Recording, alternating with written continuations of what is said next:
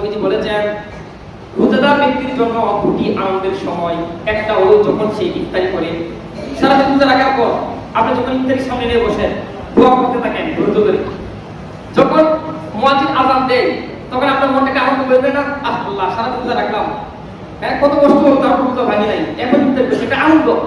নবীজি বলেন রোজাদারের জন্য দুটা আনন্দের মুহূর্ত, দুটা আনন্দের সময়, একটা হলো যখন সে ইফতার করে তখন তার মনটা একটা আনন্দে উৎফুল্লে ভরে যায়, আর একটা হলো কিয়ামতের ময়দানে, হাসরের ময়দানে বান্দাদেরকে নাজ নিয়ামত দেওয়ার পর আল্লাহ তাআলা জিজ্ঞাসা করবে, ও আমার বান্দা বান্দীরা তোমাদেরকে আমি আল্লাহ সব দিলাম, যখন নাজ নিয়ামত আসে সব দিলাম, আরো কিছু কি তোমরা আমার কাছে চাও?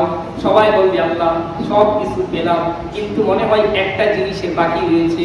আল্লাহ তাআলা বলবে আবার কি বাকি রয়েছে? আল্লাহ যে আল্লাহকে না দেখে বিশ্বাস করে গুনার কাজ ছেড়ে দিয়েছি, রমজান মাসে রোজা রেখেছি, নামাজ পড়েছি, আল্লাহ হজ করেছি, যাকাত দিয়েছি, আল্লাহ সমস্ত নেক আমল করেছি, শুধুমাত্র তুমি আল্লাহর প্রতি বিলীন রেখে বিশ্বাস করে আল্লাহ একটা নজর আমরা সবাই তোমাকে দেখতে চাই। সুবহানাল্লাহ। ওই দিন বান্দা সরাসরি আল্লাহ তাআলাকে দেখতে পারবে, ওইটা হলো তার জন্য আরেকটা আনন্দের মুহূর্ত।